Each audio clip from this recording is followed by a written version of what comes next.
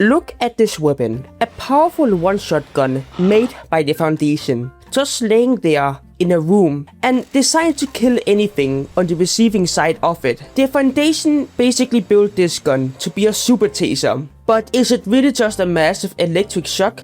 Well, yes and no. The internal logs tell a completely different story. To understand what's actually going on under the hood, we first need to look at how it works in the actual game. In SCP Secret Laboratory, any role except the SCPs can acquire this weapon. There are two ways to get it. You can either do the boring way by grabbing a keycard to unlock its containment room, or you can gamble for it, like a shot. A mere chat. Now, what can you do with this overhyped weapon once you have it? Well, you can mass kill everyone in front of you, or kill any SCP without having to worry about an admin crying about your mass RDM or whatever. The main tactic and goal for this weapon is to one-shot any SCPs. Imagine it as your ticket to removing an SCP from the round, as long as you can aim with it. But many people also use it as a tactic to destroy entire waves of CI or MTF spawns, which can help them or their team in completing their goal. It used to be for a long time that there were only one micro per round,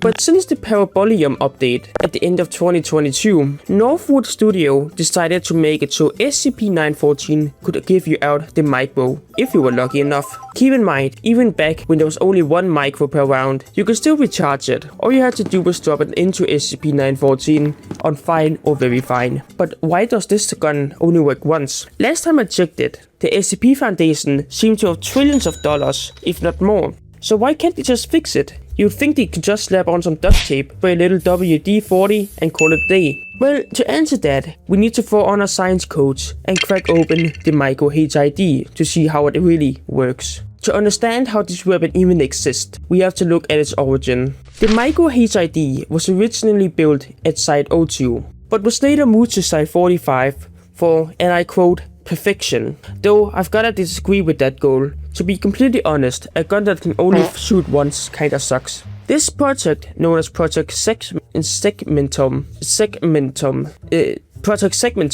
was led by Dr. Caitlin Wright. Great, now that's over with, let's go to the fun part, the technicals. First thing first, the micro HID is an electrical weapon. Big surprise, I know. Meaning it's technically not a gun in definition, but for simplicity reasons, let's call it a gun. But if a lawyer asks, it's just a big capacitor that decharges really fast. Talking about capacitors, did you know the micro is really just a massive capacitor and not a battery? Well, I assume you didn't know that, that's why you're watching this video. But basically, if the micro HID were to in fact use a battery, that battery in question would melt.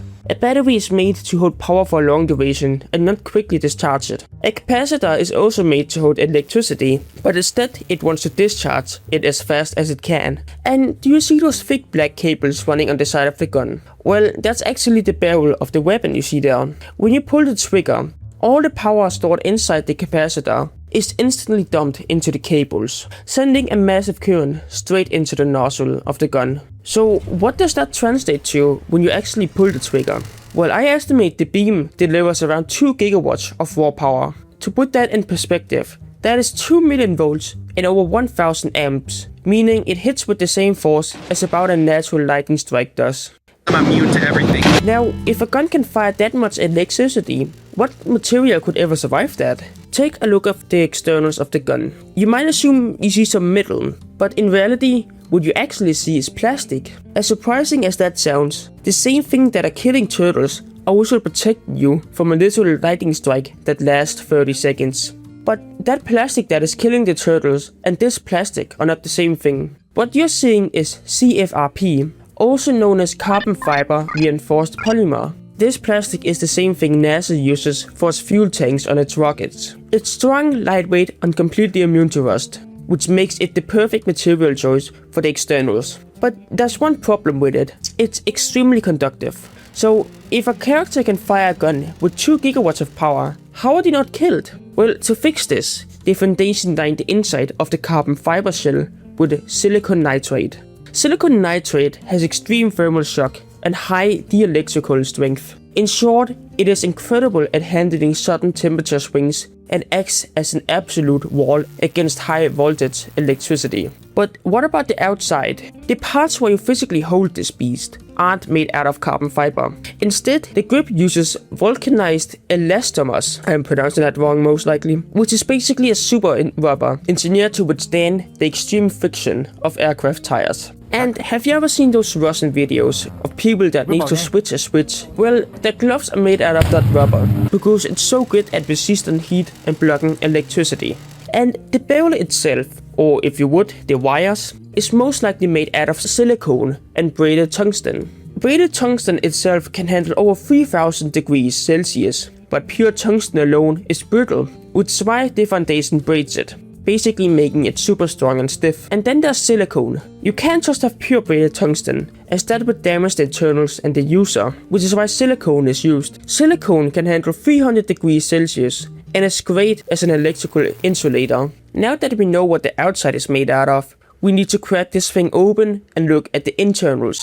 Well, that's where two main players come into play: aerogel and PEEK plastic. These two materials are absolutely god tier for this task. PEEK plastic isn't just incredible at resisting radiation, it also handles high voltage and extreme temperatures easily. The Foundation most likely used it to build a capacitor and other delicate electronics, ensuring they don't accidentally get fried, like me burning my fried rice. And then we have aerogel.